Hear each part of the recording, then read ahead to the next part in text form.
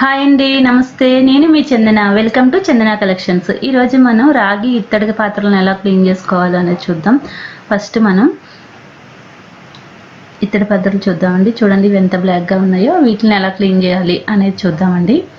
మన ఇంట్లో ఉండే ఐటమ్స్ తోటి చక్కగా క్లీన్ చేసుకోవచ్చండి. చింతపండును ఒక 1 అవర్ నానబెట్టేసుకుని చింతపండుతోటి సాల్ట్ తోటి క్లీన్ చేసుకోవచ్చు. ఫస్ట్ మనం చింతపండు నీట్గా క్లీన్ చేసుకోవాలి.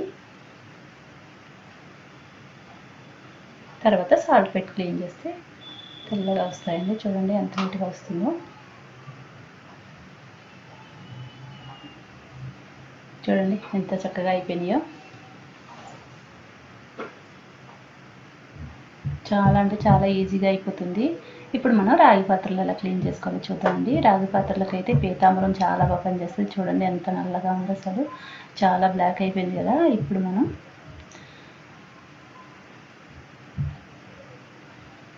చింతపండు,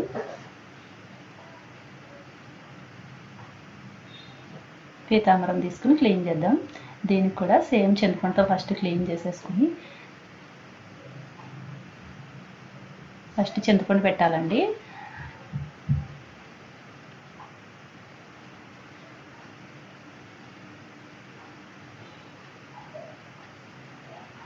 ఇప్పుడు మనం పీతాంబరం పెట్టి చూద్దాం. చూడండి ఎంత వైట్గా వచ్చిందో. చాలా అంటే చాలా తొందరగా క్లీన్ అయిపోద్ది అనమాట. రాగి వాటికి పీతాంబరం చాలా అంటే చాలా పని చేస్తుంది. ఇంట్లో పీతాంబరం లేనప్పుడు సాల్ట్ కూడా బాగానే ఉంటుంది. సాల్ట్ ప్లస్ చింతపండుతో చేసేసుకోవచ్చు.